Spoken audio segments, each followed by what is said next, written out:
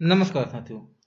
KVS TGT Hindi की श्रृंखला में मैं वीरेंद्र बीटेक क्लासेस की तरफ से आप सभी लोगों का स्वागत करता हूं।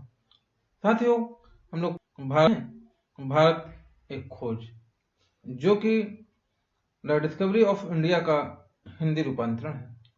पंडित जवाहरलाल नेहरू जी द्वारा रचित ये किताब, उसी के माध्यम से हम लोग आज पढ़ेंगे चैप्टर नंबर 6, अंतिम दौर, एक अध्याय।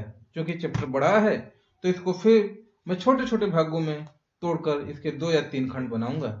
उससे आपको भी सुविधा रहेगी और मुझे भी सुविधा रहेगी। तो चलिए शुरू करते हैं। जो हैं पहली बार हैं, चैनल को सब्सक्राइब कर लें, लाइक शेयर करते चलें। अंतिम दौर जो है, ये चैप्टर का नाम है, और अंतिम दौर में अंतिम दौर एक है ये, ठीक है। और इसी के माध्यम से हम लोग देखेंगे कि इसमें जो है जवाहरलाल नेहरू जी ने क्या कुछ बताया है भारत की खोज के दौरान में। तो अंतिम दौर क्या है? भारत राजनीतिक और आर्थिक दृष्टि से पहली बार एक अन्य देश का पुछल्ला बनता है। पुछल्ला बनता है मतलब पीछे लगने वाला, ठीक है। तो चलिए शुरू करते हैं। भारत में अंग्रेजी राज की स्थापना उसके लिए एकदम नई घटना थी, जिसकी तुलना किसी अन्य राजनीतिक अथवा आर्थिक परिवर्तन से नहीं की जा सकती थी। भारत पहले भी जीता जा चुका था, लेकिन ऐसे आक्रमणकारियों द्वारा जो उनकी सीमाओं में आकर बस गए और अपने को भारत के जीवन में शामिल कर लिया। उसने अपनी स्वाधीनता कभी नहीं खोई थी और वह कभी गुलाम नहीं बना था। भारत कभी ऐसी राजनीतिक और आर्थिक व्यवस्था में नहीं बंधा था जिसका संचालन केंद्र और उसकी धरती से बाहर हो।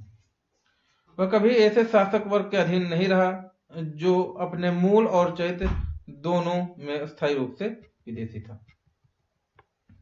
नया पूंजीवाद सारे विश्व में जो बाजार तैयार कर रहा था, उससे हर सूरत में भारत के आर्थिक ढांचे पर प्रभाव पड़ना ही था।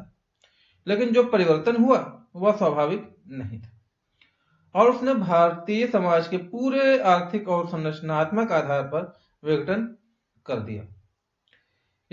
यह ऐसी व्यवस्था थी जिसका संचालन बाहर से होता था, जो उस पर लाद दी गई थी। भारत ब्रिटिश ढांचे का औपनिवेशिक और खेतिहर पुछल्ला बनकर रह गया। तो कौन सा जो है पुछल्ला बना था? तो आप कहेंगे ब्रिटिश ढांचे का औपनिवेशिक और खेतिहर पुछल्ला बना था। ये क्वेश्चन इंपॉर्टेंट मुझे लग रहा है और आना भी चाहिए परीक्षा में, तो मेंशन करते चलिएगा।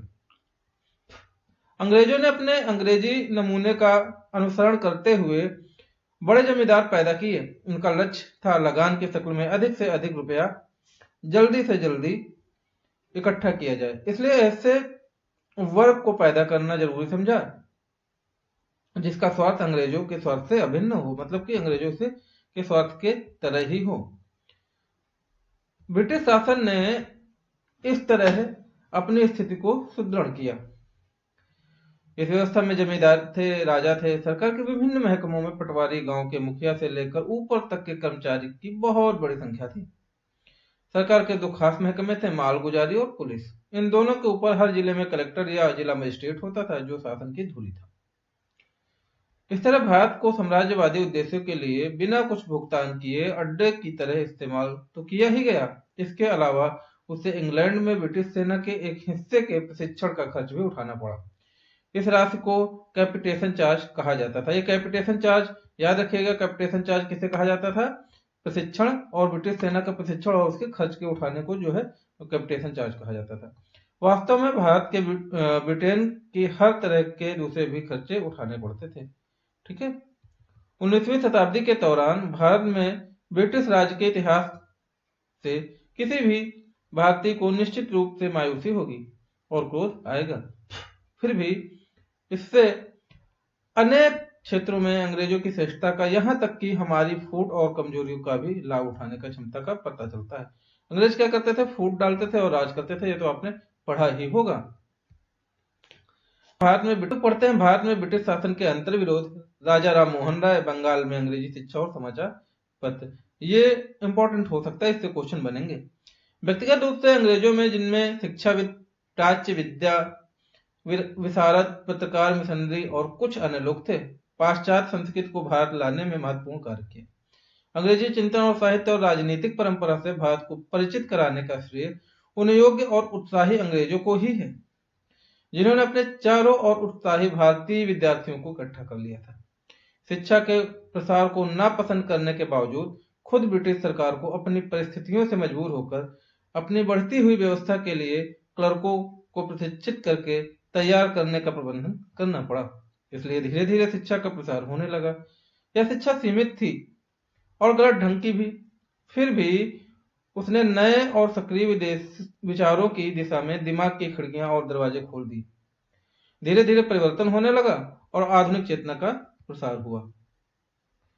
यूरोप के विचारों से बहुत सीमित वर्ग प्रभावित हुआ, क्योंकि भारत अपनी दार्शनिक पृष्ठभूमि की पश्चिम की तुलना में बेहतर समझते हुए उससे चिपका रहा।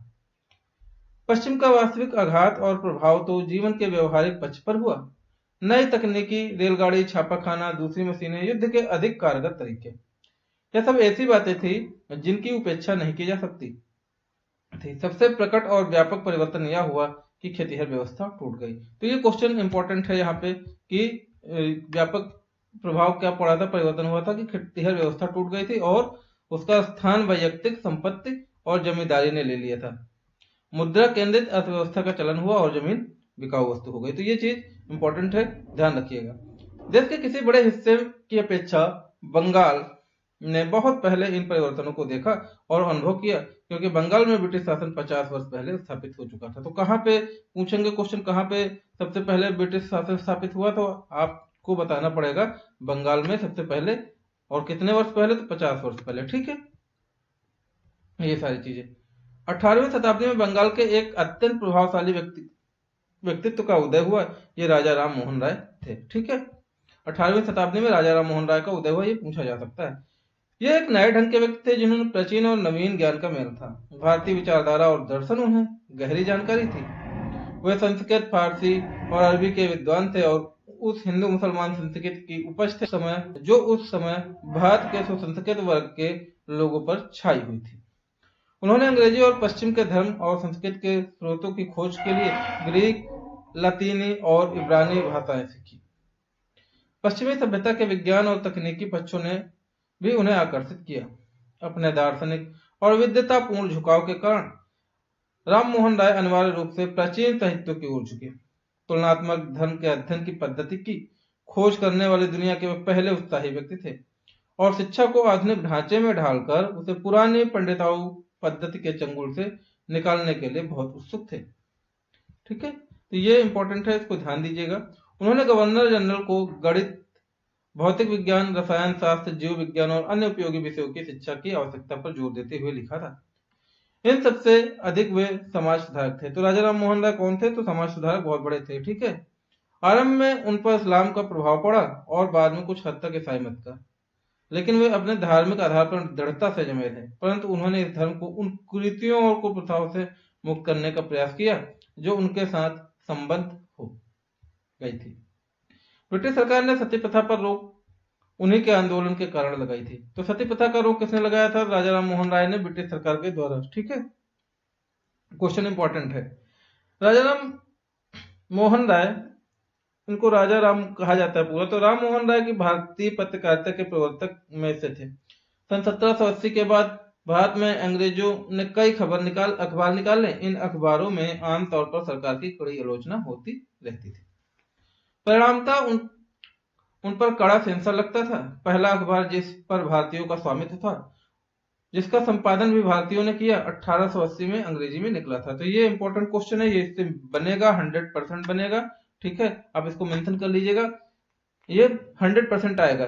ये मैं लिख के दे रहा हूं कि 100% आएगा। उसी बात से रामपुर के बैप्टिस्ट पादरियों ने बंगाली में एक मासिक और एक साप्ताहिक पत्र निकाला। इसी भारतीय भाषा में प्रकाशित होने वाले पहले पत्र थे। कौन कौन से थे, एक श्री रामपुर के बैप्टिस्ट पादरियों ने निकाला था जो साप्ताहिक पत्र, वो पहला पत्र था। ठीक है, इसके बाद एक अंग्रेजी और भारतीय भाषाओं में कलकत्ता को कोलकाता, मद्रास को चेन्नई और बंबई को मुंबई से अखबार और पत्रिकाएं बड़ी तेजी से निकलने लगी। ठीक है, ये बदले हुए नाम है, अगर आ जाए तो आप देख लीजिएगा। राम मोहन राय की पत्रकारिता का गहरा संबंध उन सुधारवादी आंदोलनों से था। उनका सामान्यवादी और विश्वजनीन दृष्टिकोण कट्टर वर्ग लोगों को नापसंद था और वे उनके बहुत से सुधारों का भी विरोध करते थे। पर उनके बहुत से समर्थक में टैगोर परिवार था, जिसने बाद में बंगाल के पुनर्जागरण में महत्वपूर्ण भूमिका निभाई। राजा राम मोहन राय दिल्ली सम्राट की ओर से इंग्लैंड गए और 19वीं शताब्दी के आरंभ वर्ष में ब्रिस्टल में उनकी मृत्यु हो गई। तो इस तरीके से राजा राम मोहन राय जी के बारे में ये थोड़ी सी जानकारी थी। इसको यहीं खत्म करते हैं और मिलते हैं नए वीडियो के साथ में 1857 की महान क्रांति या जातीयतावाद। तो ये एक बिल्कुल अलग कॉन्सेप्ट है, इसलिए इसके लिए अलग वीडियो। तो साथियों बने रहिए, जो लोग पहली बार चैनल पर सब्सक्राइब कर लें, लाइक शेयर करते चलें। जय हिंद।